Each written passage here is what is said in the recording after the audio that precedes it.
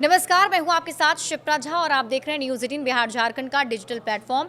Air India की flight 171 के दुर्घटनाग्रस्त होने के बाद से इस त्रासदी को लेकर तरह तरह की अटकलें लगाई जा रही हैं। 12 जून को अहमदाबाद में हुए इस हादसे में 260 लोगों की जान गई थी, जिनमें से 19 लोग जमीन पर थे। ये भारत के सबसे बड़े विमान हादसों में से एक है। हादसे के बाद सामने आई शुरुआती जाँच रिपोर्ट और मीडिया रिपोर्ट्स को लेकर अब विवाद खड़ा हो गया है। इस पूरे मामले में अमेरिका की नेशनल ट्रांसपोर्टेशन सेफ्टी बोर्ड यानी एनटीएसबी की प्रमुख जेनिफर होमेंडी ने अंतर्राष्ट्रीय मीडिया की हालिया रिपोर्टों को जल्दबाजी और अनुमान पर आधारित बताया। उन्होंने कहा कि एयर इंडिया 171 क्रैश पर जो खबरें आ रही हैं वो अधूरी हैं और जांच से पहले की अटकलें हैं। भारत की एयरक्राफ्ट एक्सीडेंट इन्वेस्टिगेशन ब्यूरो एएआईबी ने केवल प्राथमिक रिपोर्ट जारी की है और इस स्तर की जांच में समय लगता है। एयर इंडिया के क्रैश रिपोर्ट में अलग अलग दावे किए गए हैं। देखिए, एएआईबी की शुरुआती रिपोर्ट में बताया गया है कि उड़ान के दौरान फ्यूल सप्लाई अचानक बंद हो गई थी। एक पायलट ने इस पर सवाल उठाया, लेकिन दूसरे पायलट ने इससे इनकार किया।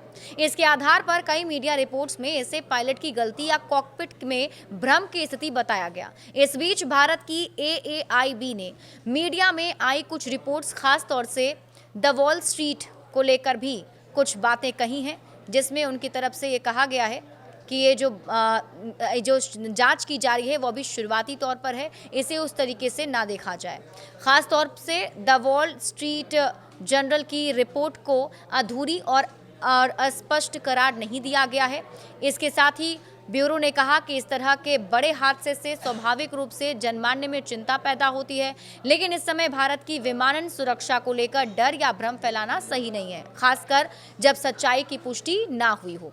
वॉल स्ट्रीट जर्नल की रिपोर्ट में कैप्टन पर कई आरोप लगाए गए हैं। देखिए, एएआईबी ने स्पष्ट किया है कि शुरुआती रिपोर्ट केवल घटनाओं के क्रम को दर्शाने के लिए होती है और अंतिम रिपोर्ट आने तक संयम जरूरी होता है। उन्होंने अंतर्राष्ट्रीय मीडिया के कुछ वर्गों पर आरोप लगाया कि वे चुनिंदा और अपुष्ट जानकारी के आधार पर निष्कर्ष निकालने की कोशिश कर रहे हैं और ये गैर जिम्मेदाराना रवैया है। वॉल स्ट्रीट जर्नल की रिपोर्ट में कहा गया है कि अमेरिका के अधिकारियों के अनुसार ब्लैक बॉक्स रिकॉर्डिंग से ये संकेत मिलता है कि कप्तान सुमित सभरवाल ने ईंधन नियंत्रण स्विच फ्लाइट के क्रैश होने से ठीक पहले बंद किए थे।